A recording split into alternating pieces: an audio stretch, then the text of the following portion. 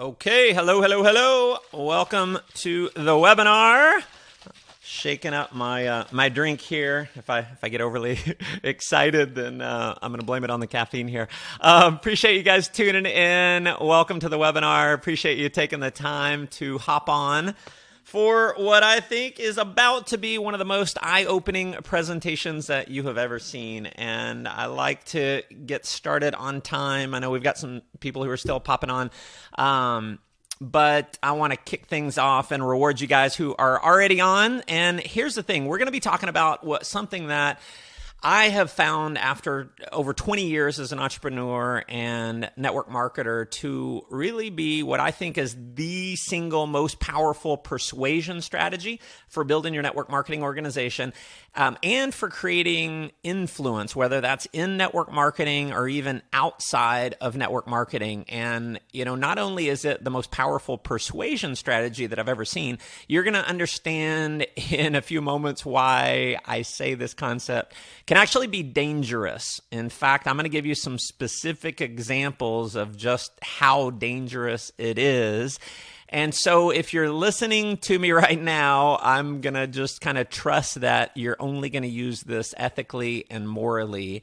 And what I want to do, and this is what I'm going to do here, is just open your mind up to a brand new opportunity that you never knew existed. And I'm going to specifically show you the simplest and the easiest way to ethically use this, even if you especially if you don't have one of those dominating personalities that a lot of other network marketing leaders have. And so for a select few of you who really pay attention here and really understand and get this, this is going to mark a major breakthrough in your success. Now, if you're just hopping on, this is Matt Morris. I'm the #1 best-selling author of The Unemployed Millionaire. I'm the creator of Millionaire School. It's a step-by-step course on becoming a 6 to 7-figure earner in network marketing. And here's exactly what you're going to learn in this webinar. I'm going to give you a proven formula that you can use to catapult your personal income to the levels of the top leaders in your company. Now, I'm going to give you my proven strategies to make people practically trip over themselves to do business with you. And when you see how easy this is, how crazy easy this is, you will love me forever for showing this to you. So this is a webinar about you loving me. So if you've ever wondered, this is some questions I've asked myself. Have you ever wondered how some people seem to have this magical ability to create huge success?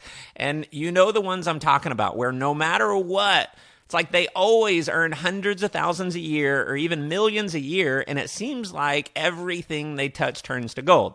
Now, would you like to know how to cultivate this seemingly magical ability for yourself? Now, you're going to learn how to do that on this webinar.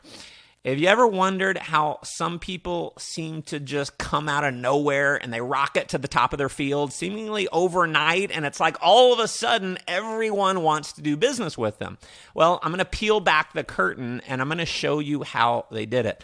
And maybe you, like me, have wondered how you can, regardless of what's going on in the economy, be able to create that multiple 6 to 7 figure a year income, to be able to fire your boss, to be able to take multiple exotic vacations around the world every year.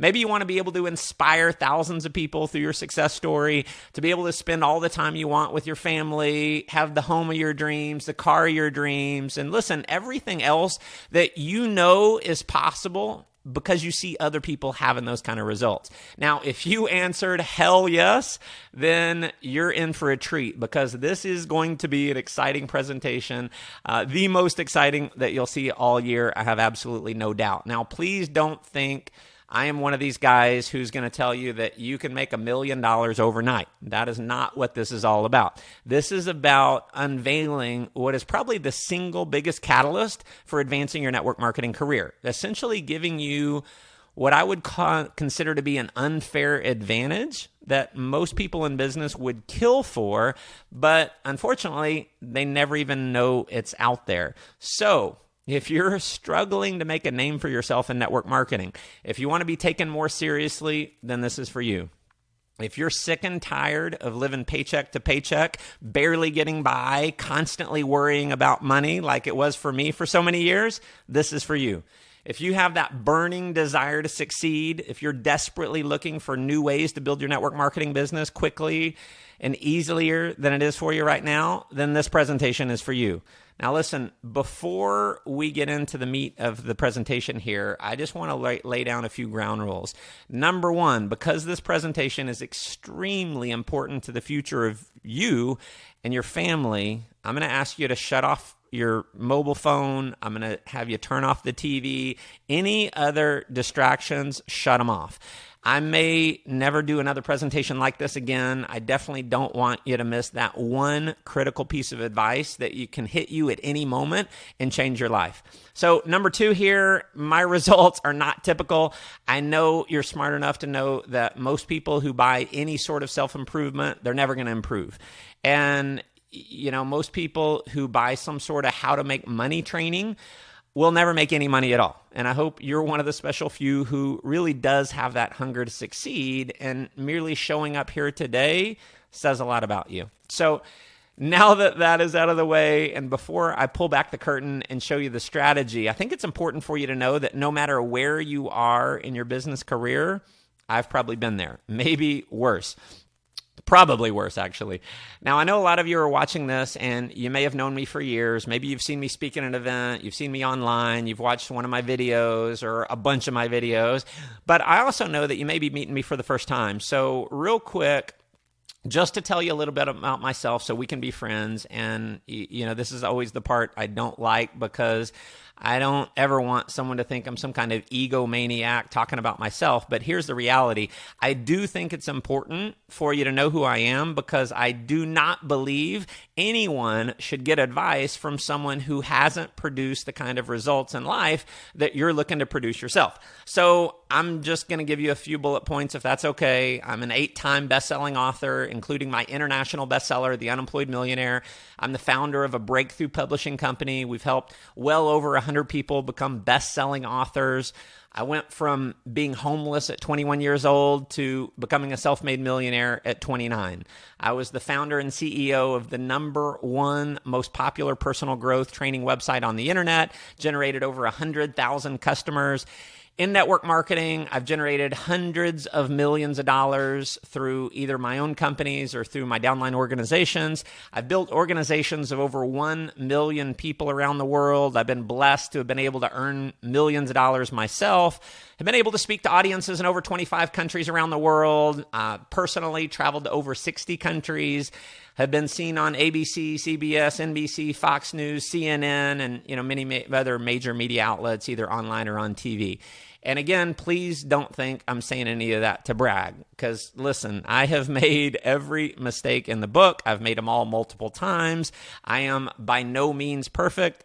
I will never claim to be perfect. I'm always growing. And if there's one thing about me, I have a crazy obsession with learning. In fact, I spend tens of thousands of dollars a year in coaching and education, because I realize this: if you're green, you're growing. If you're ripe, you're rotten. And what I'd like to do is just share with you my story, because I don't want you thinking I'm born with some kind of silver spoon in my mouth and I'm some self-proclaimed guru speaking to you from an ivory tower.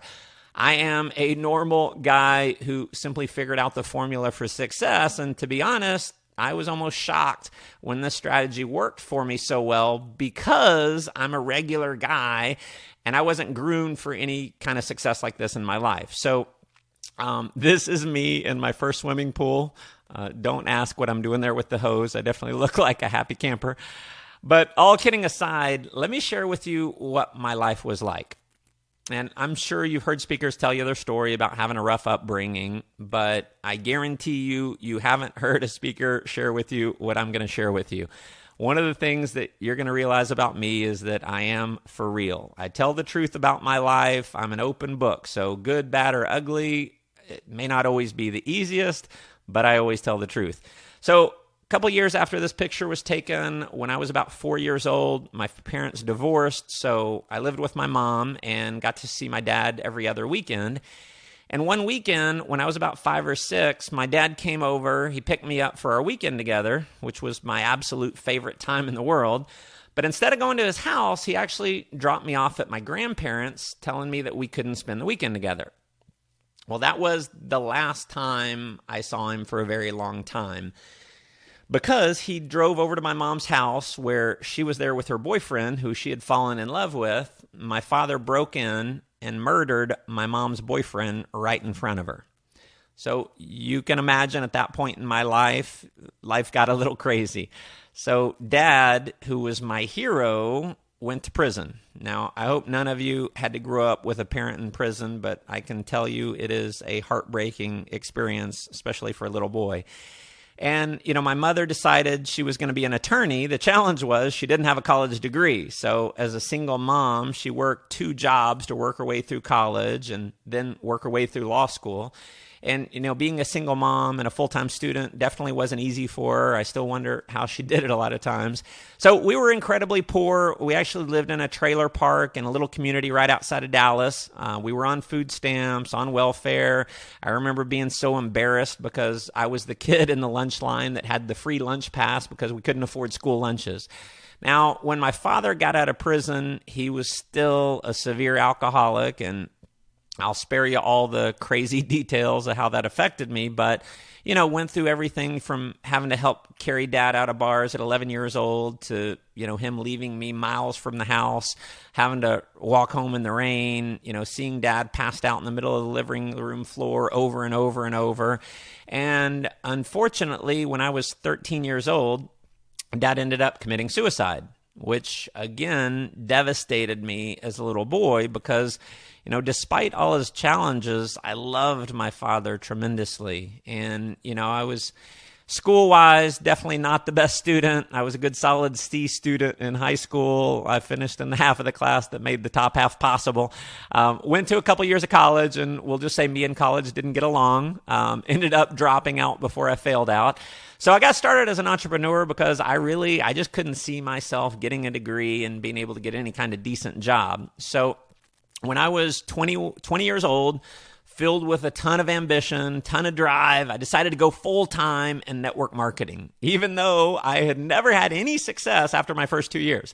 And now I'll tell you how successful I was. By the time I was 21 years old, I was so successful that I was able to move into a pretty unbelievable place. Here it is. That's right, my car. $30,000 in debt. I was homeless, living in my little beat-up Honda Civic. And what I realized being homeless is you develop a bit of a bathing problem. So what I would do is about every 2 or 3 days, I would bathe in a gas station bathroom. So I'd bathe by splashing water up from the sink. And actually late one night, I showered naked in the rain in a parking lot behind a church. And, we all have defining moments. That was definitely one of my defining moments. And it was that night, sitting all alone in my car, when it just struck me that I had hit rock bottom. That was my wake-up call. That's when I told myself, Matt, do whatever it takes to achieve success. Do whatever it takes to change your financial future. And I just made a commitment to myself that night that whatever it took, I was going to make myself a success. Now, there was one problem. How? I'm homeless. I'm living out of my car. How in the world was I going to go become this huge success? And I remember listening to this multimillionaire, and he trained on this concept called modeling. And what modeling basically is find someone who's created the kind of success that you want, figure out how they created that success, do what they did to create that success, and you can actually have success yourself. And so the trainer, one of the other things that he talked about was how he had read over 700 books, basically everything he could get his hands on as it related to, personal growth, how the human mind worked and all that. And so, I decided to model that. I started reading every book I could get my hands on as it related to success. And so I was reading a book about every 2 or 3 days. And here's what happened. Over the course of that intense learning experience, I started studying persuasion. I started studying human psychology. And for whatever reason, I had this incredibly, an insane passion for this kind of knowledge. And so I read literally dozens and dozens of books that led to what I've now distilled as the single most powerful psychological persuasion strategy that I'm sharing with you now. And as I mentioned earlier, it is so powerful. You're going to learn in a minute, it's actually dangerous in the wrong hands. And so let me take a second, and I just want to show you how powerful this strategy is that I'm talking about by giving you a case study that I found that opened my eyes to the intense power of this strategy. And I think you'll probably be shocked by what you hear here as I tell you a couple of the stories. I mean, I was definitely in a little bit, I had a hard time believing this myself.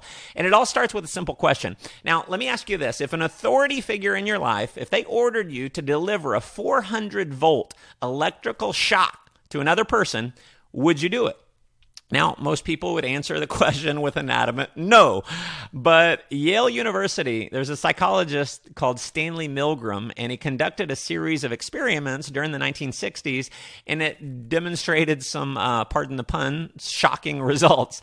And the participants in the Milgram study were 40 men recruited using newspaper ads. And now, in exchange for their participation, they were paid $4.50. Big money here. Now, Milgram developed this really intimidating looking but completely fake shock generator with shock levels starting at 30 volts, increasing in 15-volt increments all the way up to 450 volts. Now, the switches were labeled with terms like slight shock, moderate shock, danger, severe shock, and then the final two switches just had XXX. Now, each participant took the role as a teacher who would deliver a shock to the student every time an incorrect answer was produced. And while the participant believed that he was delivering a real shock to the student was actually an actor in the experiment who was simply pretending to be shocked. Now, as the experiment progressed, the participant would hear the learner plead to be released, and they'd even complain about a heart condition. Once the 300-volt level had been reached, the learner banged on the wall and demanded to be released. And beyond this point, the learner became completely silent and they refused to answer any more questions. So the experimenter then instructed the participant to treat the silence as an incorrect response and deliver another shock. So most participants asked the experimenter whether they should continue. The experimenter just issued a series of commands telling the participant to continue. So, based on this situation, what do you think most people would do? Would the participant continue to shock the other person who was literally begging for them to stop after making them aware of a heart condition for $4.50, or would they stop? Okay, what's your first gut reaction to human nature? How do you think people would respond? Well, Milgram posed this same question. I just asked you to a group of Yale students, and it was predicted that no more than 3 out of 100 would actually deliver the maximum shock. So, in reality, 65% of the participants in the study delivered the maximum shock to the other person. So, even though the subjects became overly agitated, distraught, angry at the experimenter, and apparently in massive pain, they continued to follow orders all the way to the end. And this is the exact reason why I say the strategy is actually so dangerous if it's used the wrong way. So, why did the Milgram experiment have such a powerful influence on people? Why did they do something they weren't at all comfortable doing? So why did so many of the participants in the experiment perform this seemingly sadistic act on the instruction of someone else? Well, according to Milgram, there's a number of, factors that led to such high levels of obedience. Number one, the physical presence of an authority figure dramatically increased compliance. Number two, the fact that the study was sponsored by Yale, a trusted and authoritative academic institution, led many participants to believe that the experiment must be safe. Participants also assumed that the experimenter was a competent expert. So even though most participants strongly objected to having to deliver the shock, they continued with the experiment because of the authority of someone else. Now, all boils down to authority. So here's another perfect example of the power this principle has on others.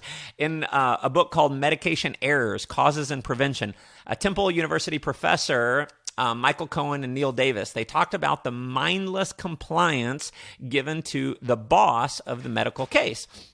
In case after case, the patients, the nurses, pharmacists, and other doctors even do not question the prescription given by the primary doctor or the authority figure. So in another case, the nurse station would get a call from a fake doctor over the phone asking to administer drugs to the patients. And again, they would follow orders because of the authority of the unknown doctor on the phone who wasn't even a doctor at all. Now, here's my favorite example. A doctor ordered eardrops to be administered to the right ear of the patient suffering from pain and infection in the ear. So far, so good, right?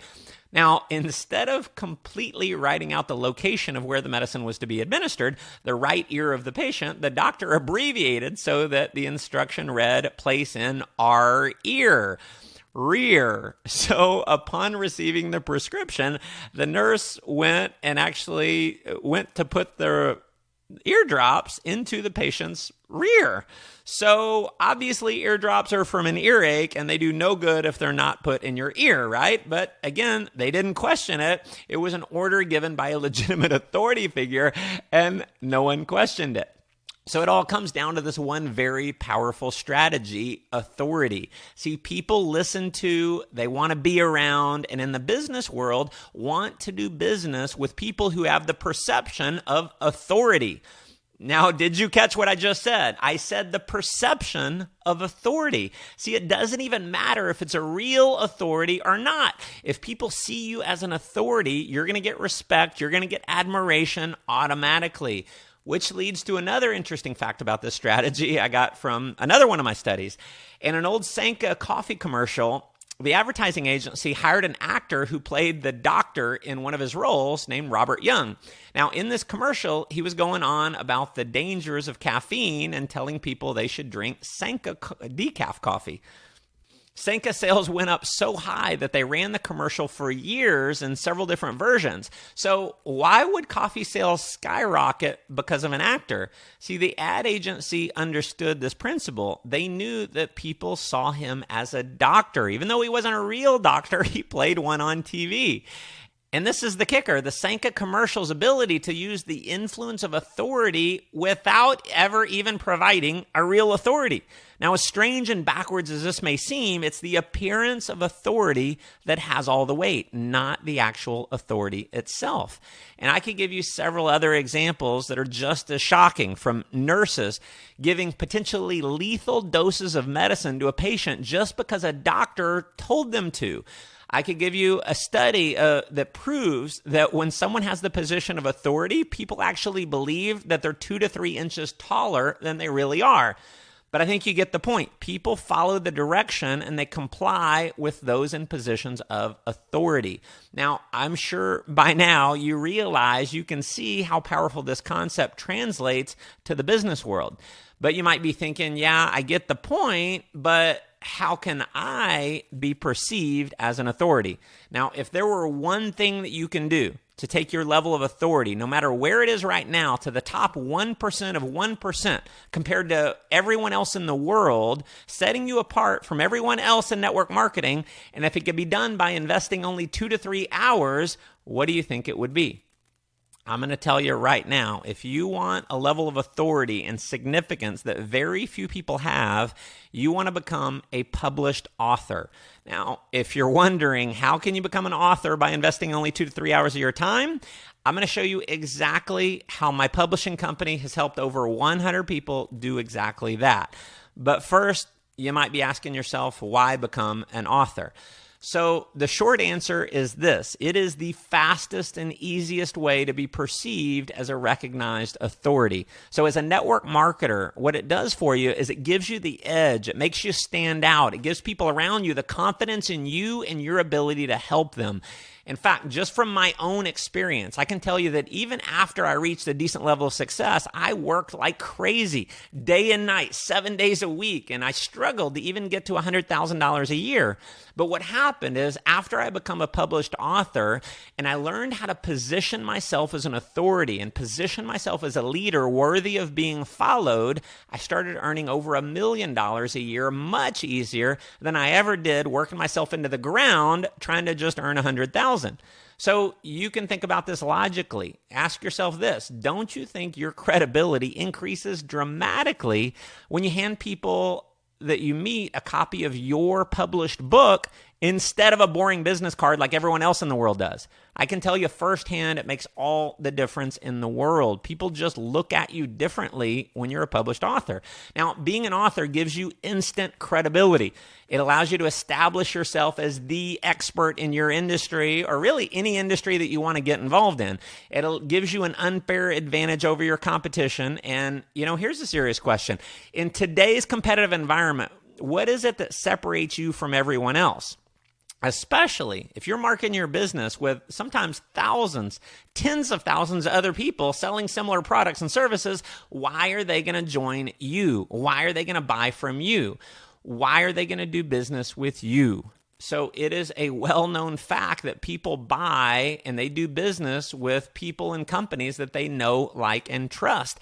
And so being a published author gives you an edge that 99.9% of everyone else in network marketing simply doesn't have. I mean, you look at J.K. Rowling, the author of Harry Potter. Do you think she has any trouble getting into any circle she wants to?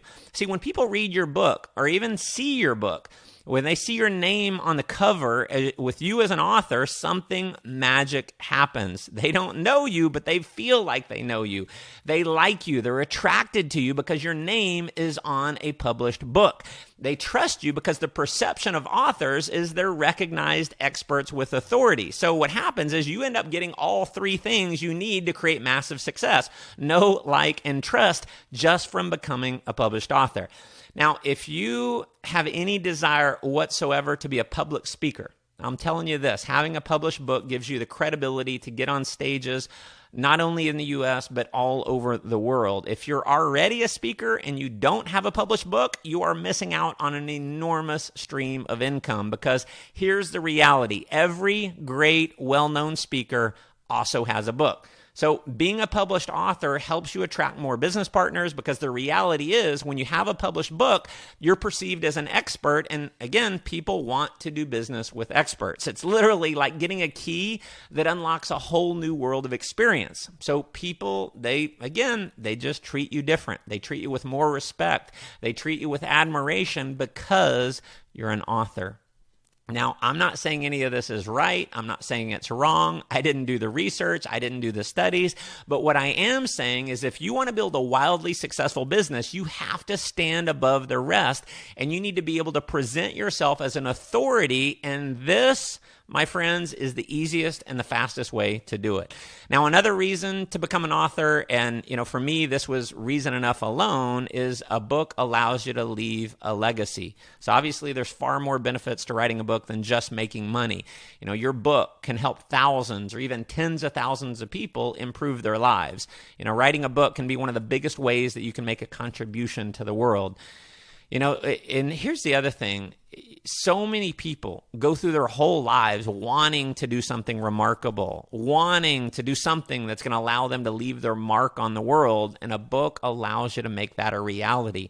In a sense, a book makes you immortal. Long after you're gone, a book that you've written can touch the lives and the hearts of thousands of other people. So if giving back to the world is important for you, then being an author is one of the biggest contributions that you can make during your lifetime. And maybe this is just me, but the level of significance and just the personal satisfaction that you get from being an author is indescribable. One of the biggest joys that I've gotten from being an author, this sounds probably silly, but it actually comes from my daughter Zara. When she wasn't even old enough to speak, she could barely say dada, she'd find my book in the house, she'd pick it up, and she'd say dada, dada, dada. She knew that Daddy was an author. And so what inspires me more than anything else about being an author, it's leaving a legacy of success for my children. And in my opinion, the greatest way to inspire your children is to show them how to do great things, not to simply tell them to go do great things. So of all the ways I've discovered to gain authority status, becoming a published author has just been the single greatest catalyst for creating a position of authority in my life, leading to an entirely new level of success that I am extremely grateful for and that I enjoy today. And for me, this is what it's all about. This is my wife, Rhonda. This is our daughter, Zara and Angelina, my son, Caden. And my why is to be able to provide for them a life with no limits, to be able to take them in the places in the world, to actually learn history, not just out of the history books, but where the history actually happened. And even if you don't have kids, maybe you want to help out your parents or your grandparents, or maybe it's being able to send your grandkids or your niece and nephew to, a school that they couldn't go to otherwise. Maybe it's helping out friends or a favorite charity. Thank goodness I figured out this authority formula, because if I hadn't, I'd either still be struggling to live my dreams in network marketing, or, certainly wouldn't have the kind of success that we've been able to enjoy now. And if it's okay, I'm going to give you my philosophy on life. I believe life is all about chasing peak experiences.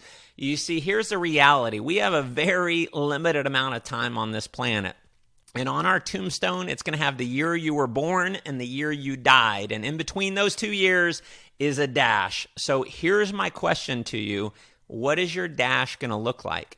And the reality is, most people die about age 35. They're just not buried until about age 85. See, part of my mission in life, it's waking people up from the dead and showing them how to really live life, how to make their dash as exciting as possible, because at the end of our life, the only thing we're going to have are memories. And so if all we have are memories, don't you think it's important to do as many things that are going to make that dash meaningful? You see, everyone dies, but not all people really live. So, some of my peak experiences, here's the highest bungee jump in the world, South Africa, 216 meters or 2 football fields straight